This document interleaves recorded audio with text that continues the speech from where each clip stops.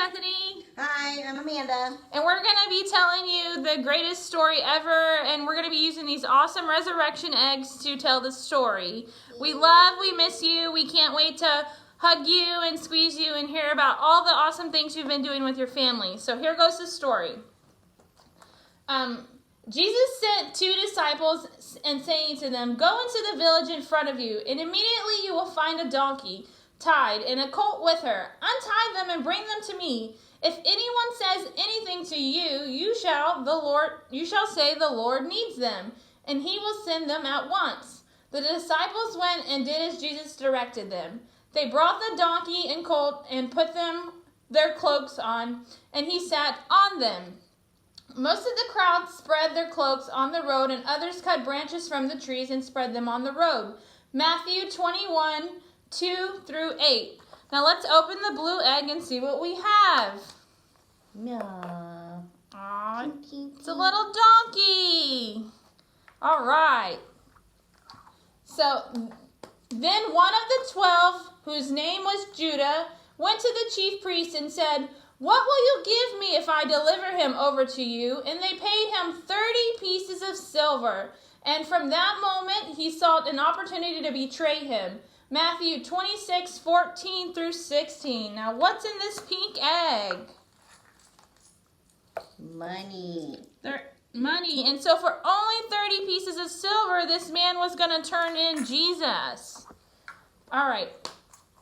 So the next one is, and he took a cup. When he had given thanks, he gave it to them, saying, "Drink all of it, all of you, for this is my blood of the covenant, which is poured out for many for the forgiveness of sins." Matthew 26, 27 through 8.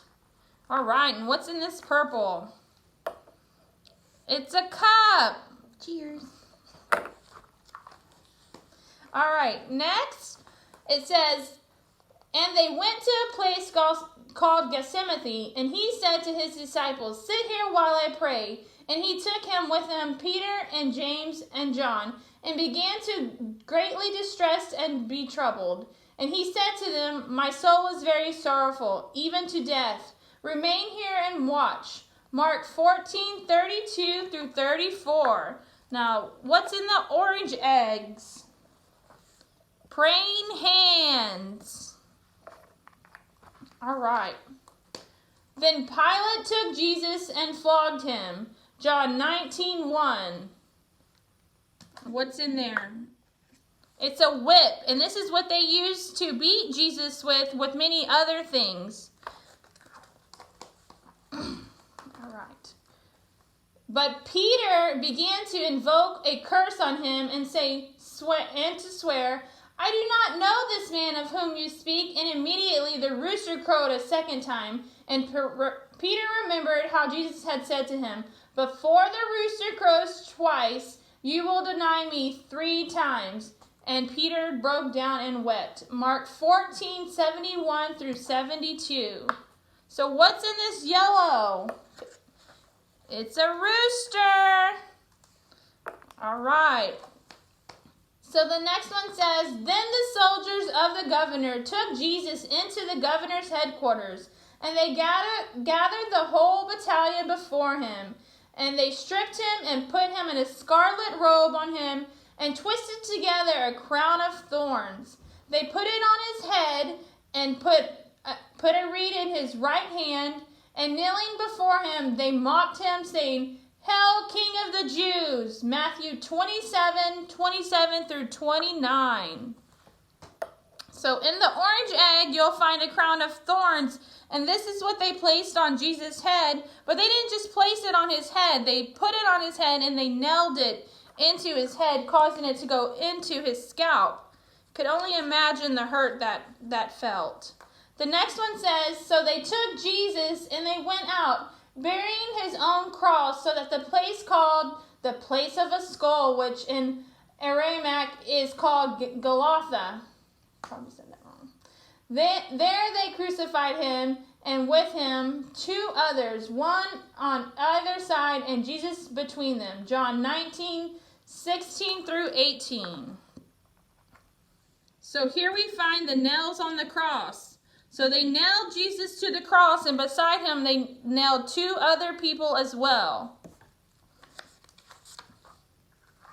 All right, so the next one. So the soldiers came and broke the legs of the first and the other who had been crucified with him.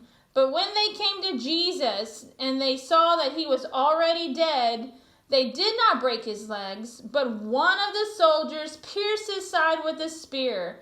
And at once there came out blood and water. John 19:32 through 34. Now what's in this purple egg? This is a spear. So that's what they jabbed in the side of Jesus. And out came blood and water. All right, so the next one. When it was evening, there came rich men from Arimathea named Joseph, who also was a disciple of Jesus. He went to Pilate and asked for the body of Jesus. Then Pilate ordered it to be given to him. And Joseph took the body and wrapped it in a clean linen shroud and laid it in his own new tomb, which he had cut in the rock. And he rolled a great stone to the entrance of the tomb and went away. Matthew 27:57 through 60. So what's in the light blue egg? It's a linen cloth. So if you were able to touch it, it's not too soft, but it's very thin. I don't know if you can see that. Kind of feels like a curtain if you had to, use an example. The next one is, and behold, there was a great earthquake, for an angel of the Lord descended from heaven and came and rolled back the stone and sat on it. His appearance was like lightning, and his clothes white as snow. And for fear of him, the guards trembled and became like dead men. Matthew 28:2 through 4. Now, what's in this pink egg? A stone. Now, obviously, the stone that was placed in front of the tomb is much, much, much larger than this. But if you go outside and you grab a rock or a stone, you can just feel it. Find a smooth one, and you can see that it's just almost a tiny replica of the one that was in front of Jesus' tomb. So now to my very favorite egg.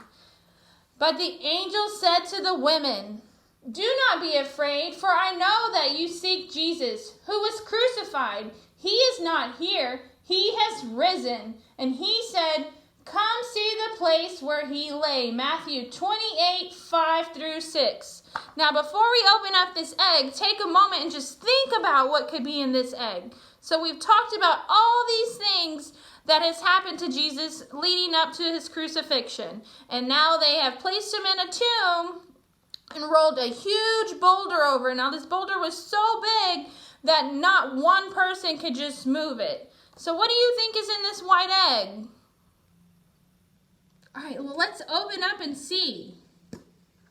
It's nothing. It's empty, just like the tomb. Jesus was not in the tomb 3 days after he was placed in there.